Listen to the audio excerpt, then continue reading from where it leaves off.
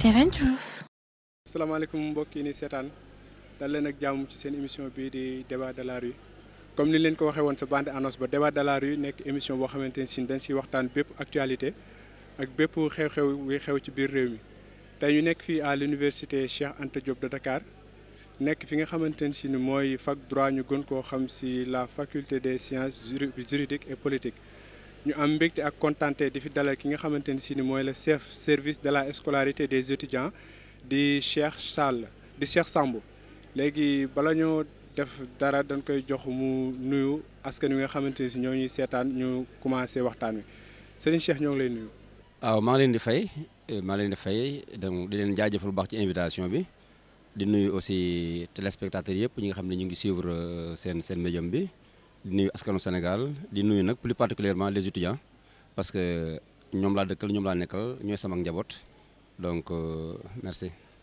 voilà comme ni ma leen ko waxee woon rek tey ñu war a waxtaan ci thème boo xamante ne si ni yitteel na askan wi mooy le comportement d'un étudiant maanaam ban melokaan la étudiant war a am ci fi nga xamante ne si ni mooy université Cheikh Anta Diop de Dakar ñu dalal fi nga xamante ne si ni mooy Cheikh Sall nekkoon fi étudiant dirigé woon fi tamit amicale bi nga xamante ne si ni mooy nekk amicale des étudiants de la faculté de droit nekkoon seen président kon am nañu yaakaar ni waxtaan wi dinañ ko mën a séq ak moom ndax am na ci benn expérience bi tonton Cheikh étudiant nan la mën a comporté woo ci biir université bi nga xamante ne fi la nekk maanaam fi muy jànge wala fi nga xamante ne fi lay dalloo. waaw étudiant moom comportement bi mu war a am rek mooy un comportement modèle parce que dañuy faral di wax ne rek ndaw ñi fii ñooy yaakaaru askan bi ñooy ëllëgu askan bi donc boo nekkee ci bërëb bi muy ñu naan ko le temple du savoir te nga bokk ci ñi nga xam ne ëllëg mën ngeen a jiite réew mi donc ministre yi fii lañ nekk député yi fii lañ nekk PCA yi fii lañ nekk président de la république fii lañ nekk ñëpp fii lañ nekk donc kenn ku nekk ñi ngi ci suñu biir te xamuñu kan la donc comme ñu ngi ci suñu biir te xamuñu ñan la donc vraiment li ñu war mooy un comportement modèle donc jàng bu baax surtout jàng bi mu ëpp solo parce que aussi li gars yi di fàtte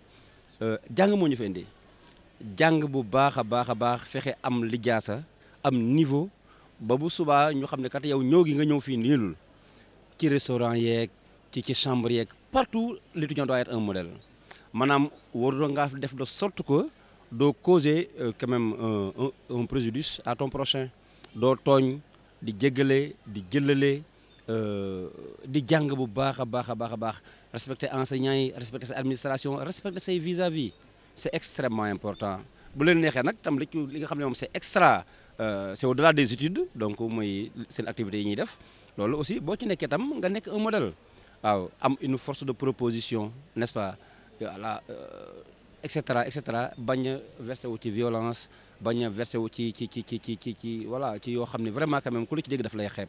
étudiant la en quelque sorte dafa war a nekk un modèle à tout point de vue. Cheikh Samb nga nekk chef de service de la scolarité des étudiants ndax tey jii administration bi nga xamante ne si yaa ngi siy liggéey ñoom li ñu war a rôle bi ñu war a jouer seen diggante ak étudiants yi est-ce que ñoom ñu ngi koy matal comme ni mu fa waree. waaw l'administration fait de son mieux ñu ngi wàkkiirlu suñu diggante ak ñoom ñu ngi def li ñu war donc soo xoolee du ñantaadeel ci dara te aussi boo xoolee sax ni ñuy distribuer suñu kilifa yi ni ñuy séddalee cër yi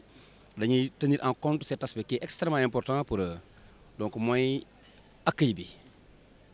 nous li ñu gën a yitteel mooy d'abord l'accueil étudiant bi bu ñëwee xam nga nit moom lu mu ñëw ak fugg ak mer ak lu mën di doon bu ñëwee rek si li bien accueil rek presque wàcc na quoi donc moo tax boo gisee sax bu ñu tabbu chef de service yi ñi nga xam ne ñoo war di nekk interlocuteur étudiants yi dañuy xool kenn ko ne sa jikko sa melokaan sa cër sa tempérament donc wax dëgg yàlla ñu ngi leen di accueillir bu baax ñu ngi leen di taxaw ci wàllu kayit yi lu ñu soxla à tout point de vue l'administration fait de son mieux vraiment côté boobu moom sant nañ ci yàlla bu baax a baax di ci jaajëfal bu baax nag suñu kilifa yi nga xam ne itam ñoom étudiants yi ñoom dañu ko faral di wax mooy suñu raison d'être ñooy suñu raison d'être waaw fu ñu leen fekk na ngeen leen accueillir na ngeen leen déglu na ngeen leen dégg pour essayer de trouver une solution à leur problème donc ñun loolu suñu sacerdoce la ci ñun ñu ngi ciy xëy ñu ngi ciy gontu te jàpp naa ni wax dëgg yàlla xañ na nag nit moom mënta matale lépp waaye suñu kéem kattan daal ñu ngi koy def pour que étudiants yi macha allah li ñu war suñu diggante ak ñoom ñu di ko def.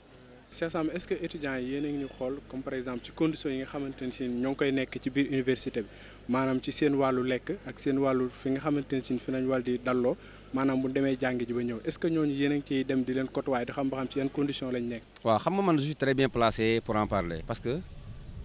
j'ai présidé les destinées de cette faculté pendant 2 ans fii jiite naa ko ñaari at donc nekkoon naa porte-parole de l'union générale des étudiants de Dakar maanaam boo dajale université yëpp newoon naa seen porte-parole jiite étudiants Thiès et cetera donc moi je suis un pur produit du mouvement étudiant donc mais nag dafa am ci université lu ñuy wax campus pédagogique ak campus social ñun fii suñu cër mooy nekk ci li ñaan aspect pédagogique wàllu njàng mi njàngale mi lijaasa yi examen yi inscription yi délivrance diplôme et autres waaye nag li nga ma wax nii day aspect boo xam ne mi ngi relevé wu ci li ñu naan waa donc collège compétence donc des autorités sociales mooy directeur ku dëkk som CSA mag et cetera ñoom loolu seen cër la seen wàlluwaay la waaye nag aussi n'empêche man en tant qu'un ancien du mouvement étudiant il m'arrive souvent que ma dem fa nemmeeku leen xool seen nekkuwaay xool dugg ci restaurant bi añandoog ñoom waaw léegi-léegi guddi ma jógee sama kër samay rakk ñu ngi fa ñoo xam ne quand même samay rakk deret lañ dem ci ñoom nekk ci seen néeg yi naan ataaya def lépp xool seen condition d'hébergement yi nu mu mel su ma amee aussi loo xam ne tam mën naa leen ci dimbali aussi ma dimbali leen ko ci donc ci côté boobu rek lañ mën a intervenir en tant que conseiller en tant qu'ancien en tant que grand frère mais si c'est vraiment quand même du domaine des compétences moom ñun fii suñu wàll moom pédagogie la ñu gérer donc nag kilifa yi nag yi nga xam ne ñoo yor social aussi xañ na am na ay relation bu baax a baax ak ñoom ay relation privilégiée ñu ngi def seen kéem kartan pour taxaw étudiants yi ci seen conditions yooyu d'hébergement yi conditions restauration yeeg yëpp donc voilà. ci wàllu pédagogique bi nga tudd léegi ndax danoo gis sànq ba tey étudiants yi di ñaxtu di wax ni à chaque fois dañuy bëgg a ñëw bëgg inscrire muy jafe loolu du métti moom loolu lan moo koy waral bëri bi la wala lan mooy waral loolu jafe-jafe. non loolu wax ju yàqu la parce que ñun biir fii bureau yëpp lañuy inscrire ñi nga dégg ñu koy waxee mooy ñi nga xam ne mooy la ñuy xaar ba képp na kët ni jon ba ña tey la ñuy tëj ñu doog a jóg nag ñëw nag pour defandoo lépp fekk la aussi yow tam nga nekk ci liggéey parce que lii rek du suñu liggéey maa ngi gis fi mu toll sànq maa ngi xëy nekkoon séance travail ak waa DISI jóge fa ñëw commencé waat liggéey bi waa commission des marchés membre laa fa parce que je suis membre de la cellule de passation donc je suis le rapporteur tey dañoo amoon ouverture des plis maa nga woon ci kaw donc jóge fa ñëwaat amaat réunion ak sama ñaari kilifa yu mag yi donc ñoom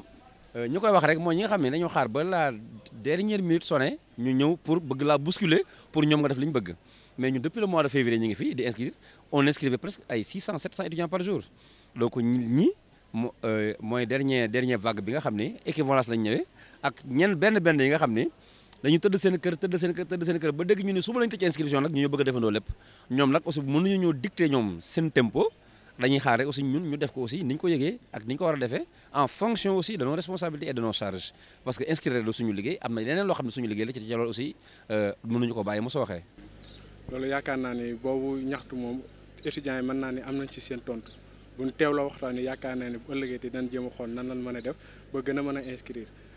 beneen bi nga xamante ne si tamit war nañ see waxtaan mooy comportement étudiant bi nga xamante ne si tey jii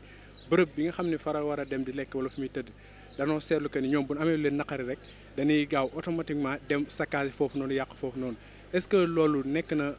rôle étudiant. Non du tout. Ça moom c'est un comportement à bannir, un comportement à déplorer. Un étudiant, un leader doit être lucide, un leader doit être responsable, un leader doit être transparent, un leader doit avoir le sens du discernement. déggatal rek ne damm na saccage toj yàq loo xam ni quand même c'est l'argent du contribuable soo ko tojee pare sa xaalis ak sama xaalis la ñuy jëlaat cotiser dem defari ko kooku je pense que ni man manque de lucidité la quand même irresponsabilité en quelque sorte donc moo tax sama rakk yi dama leen di woo la prochaine fois moi je pense que guerre mondiale yu njëkk yi sax ci table ji la mujjee gars yi dañoo bombardé ba seen i bomb jeex ñu dem ci table ji waxtaan ku ne signé dem sa yoon donc pour man loo xam ne ci table lay mujjee waxtaan tënk dem mais nañ ko fa njëkkee léegi nag boo demee ci table négociation nga dem yëf yi mënta sotti yëf yi sooxe wala autorité wala un comportement qui ne te plaît pas en ce moment là tu as le droit de te lever et de dire non mais bëreet rek toj yàq am na ay oto jàmbur na ndeysaan yu ñu toj fii keroog yu xam ni seen yoon newu ci duñu sax daanaka bokkuñu ci yëf yi donc vraiment loolu moom maa ngi leen di ñaax bu baax a baax sama rakk yi la prochaine fois nañu am lucidité nañ am preuve de responsabilité loo xam ne ak lu mën di am question bu ñu mënta régler amul donc su question amee demal ci ñi nga war a waxal nga wax ak ñoom ñu tontu la li ñu la war a tontu maintenant nag bu fekkee li ñu la tontu doyul dalul sa xel wala da nga cey gis loo xam ne day niroog loolu ñu naan manque de transparence voilà su la neexee nag nga réagir à la hauteur de ce qui a été dit ou bien de ce qui a été fait mais bëreet rek nga toj yàq loolu du responsabilité loolu du leadership loolu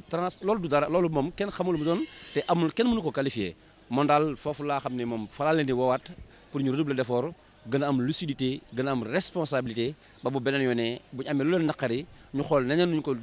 jooytoo lu dul di toj ak di yàq daal maanaam.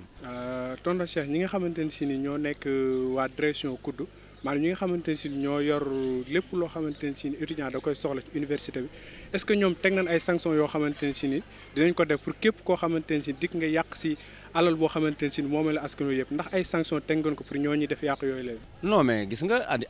bu yàggul faculté de science rek ba seen élection yi génn avant muy génn gars yi bi ñu defee ay saccage ak def yu kenn ba am ay blessures gars yi dañoo sax ñu bari dañu leen a dàq ñu koy baree bari dañu leen a dàq université moom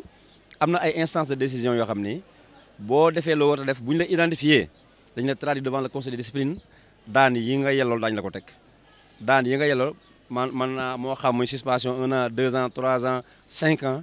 mais ku fi def naka su noonu kilifa yi mat goo xam ni daañu def instruire dossier bi identifier les fauteurs de trouble convoquer leen déglu leen nag en respectant le principe des droits de la défense déglu leen bu baax a baax daan yi ci war ñu teg leen ko coow loo fi dégg nag yàq goo fi dégg au moment où je vous parle quand même les autorités sont en train d'instruire le dossier pour quand même pouvoir identifier les fauteurs de trouble et quand même donner les sanctions qu'il mérite donc ñu ngi ci bu baax a baax te loolu jàpp naa université aussi noonu la mos a doxee. Cheikh Samb est-ce que jotul tey jii ngeen organiser maanaam ay conférence yoo xamante ne si da ngeen ci dalal étudiants yi waxtaan ak ñoom wax leen tey jii nii ku si am lu ko naqare fi nga xamante ne mooy université boo defee nii ak nii sa saafara sa jàngoro dinañ ko mën a saafara te doo ci xeex doo ci xuloo doo ci toj ba kenn di la sanctionné ba yàq sa njàng. université am na ay bànqaas am na loo xam ne sax daanaka jëruñ sax ñu la ciy ñaax pour nga xam ko université ay bànqaas ñoo ko téye boo demee côté social am na ay bànqaas yoo xam ne soo amee loola naqari am na foo koy joytoo soo ñëwee ci côté pédagogie aussi ay bànqaas ñu ngi fi yoo xam ne soo amee loola naqari xam nga fi nga koy joytoo souvent kay gars yi ñooy choisir de ne pas vraiment aller vers l'information def lu leen neex te aussi je rappelle qu'à chaque début d'année académique dafa am na lu ñuy organiser lu ñu naan ay amphi de rentrée amphi de rentrée c'est le moment solennel pour l'institution universitaire de procéder à quand même xam nga sax nu ma ko mën a waxee donc voilà qui même à une sensibilisation une information wax leen lépp lu fi xew li université war a demee ni njàng mi war a demee ni lépp war a demee lépp ni mu war a tëddee ñaax leen ci bu baax a baax orienter leen aussi vers donc les instances qui permettent de répondre à leurs doléances donc at mu jot dañ koy def di ko wax waaw donc loolu moom je pense que ni université mi ngi def rôle am mi ngi ciy liggéey bu am solo xëy na nag moom daanaka loo gis dañ doy mais là moom je peux vous dire que l'université est en train d'abattre un travail exceptionnel par rapport à cela waaw li ci des nag quand même sama mbokk yi sama rakk yi donc laay ñaaxaar rek pour ñu gën a farlu gën a jaajuwaat que pour mën a quand même en parfaite harmonie avec l'administration universitaire que ñu xool nu ñuy résoudre problèmes yi te bañ a nekk ci loo xam ne vraiment quand même ku ci dégg daal dañuy xeeb. Cheikh Samb en tant que chef de service nga jege étudiants yi trop ban conseil nga leen wax ba liñ fi nemmeeku yëpp ñu buñ ko mënut a gisat sax mu wàññi ko baax a baax ba buñ amatee lu leen naqari ñu defe ko neneen lu dul toj oto jàmm ak yàq ban conseil nga leen jox si loolu. waaw moom conseil bi moom du mus a soppeeku du mus a changé man seen aîné leen seen aîné la ci mouvement bi